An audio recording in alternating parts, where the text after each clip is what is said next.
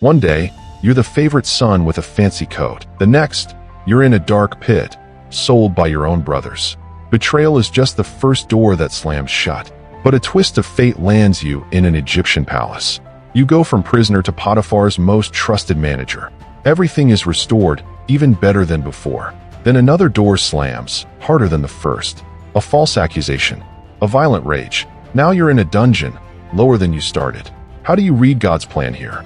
When every promise seems broken, your interpretation in this moment is everything. It's easy to see God in the palace. It's faith to see him in the prison. Genesis 39 verses 20 to 21 hits like a lifeline. But while Joseph was there in the prison, the Lord was with him, not just as a future rescuer from the prison, but as a present companion in the prison. He showed him kindness right there. He granted him favor in the warden's eyes. This is the first key to interpreting your story. God's presence is not the reward for getting out. It's the reality while you're stuck in the middle. The pit, the palace, the prison. He's in them all. Your darkest cell is not outside his narrative. He is writing a story, even here. So Joseph is not just surviving prison. He's running the place. Genesis 39 verse 22 says the warden put Joseph in charge of everything. This is your first key. Faithful interpretation is not passive waiting. It's active stewardship right where you're stuck. You bloom in the dungeon you've been given. Then, two new guys arrive with nightmares. They're terrified by dreams they cannot understand. Joseph does not hesitate. He says, "Do not interpretations belong to God?" That's the second key. You interpret for others while waiting for your own answer. He tells the cupbearer he'll be restored in 3 days. He tells the baker his grim fate. And here comes the gut punch. Joseph makes one desperate, human plea. Remember me when it is well with you. Mention me to Pharaoh and get me out. The cupbearer is restored, just as Joseph said. And he forgets Joseph, completely, for 2 full years. Genesis 40 verse 23 lands like a stone. Your breakthrough is correct. Your timing is completely wrong. God's plan includes the delay, and that wait is its own brutal lesson. 2 years later, Pharaoh is tormented by dreams. Cows and grain stalks haunt his sleep. His magicians are utterly useless. And the cupbearer finally remembers.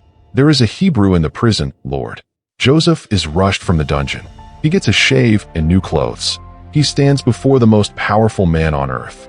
Pharaoh demands an interpretation, and Joseph gives the same answer as always. "I cannot do it," he says. But God will give Pharaoh the answer. This is not Joseph's gift.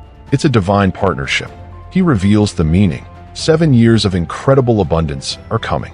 Then 7 years of famine will devour it all. But Joseph does not stop at the prediction.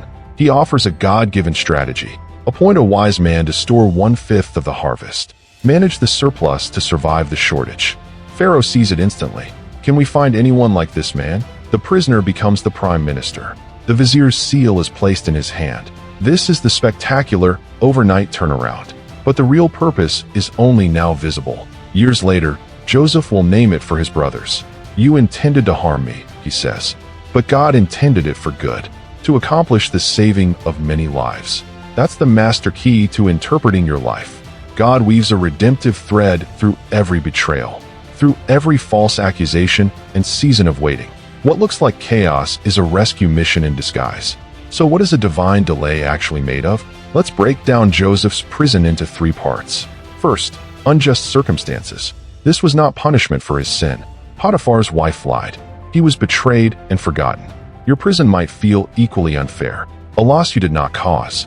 A delay that makes no sense. But what if it's not about your fault? What if it's about your future? Second, proven character. The warden saw something in Joseph. He was trusted with everything. That trust was forged in the dark. God uses the delay to test your mettle, to see if you'll be faithful in the small. Your integrity is being proven right now. Third, a developed gift. Joseph did not just have a gift for dreams. He honed it in prison. He interpreted for 2 servants first. Your prison is a preparation room, a hidden place to sharpen your skill. So when the big call comes, you're ready. This is the anatomy of a divine delay. Unjust circumstances. Proven character. A developed gift. It's the workshop before the throne room. Romans 8 verse 28 says God works in all things. Not just the good things. The prison things too. Your delay is not your denial. It is divine preparation. God is building in you what he wants to do through you. So look at your prison with new eyes. What is being forged in you? What gift is being sharpened? This season has a purpose. You are not being punished. You are being prepared. So how do you read your own story like Joseph did? It starts with a brutally honest first step. Acknowledge the pain. Do not spiritualize it. Joseph wept when he was forgotten. He asked the cupbearer for help. Your grief is not a lack of faith. Name the disappointment out loud. Then, audit for God's presence right here. Where is the kindness and favor even now? Look for the warden's trust you've been given.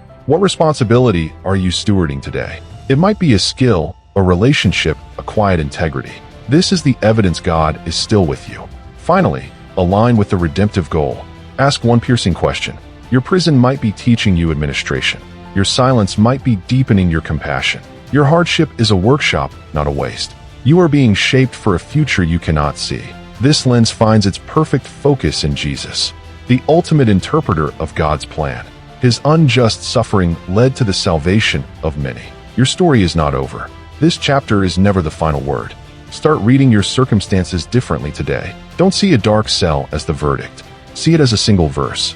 A verse in the massive, redemptive story God is writing.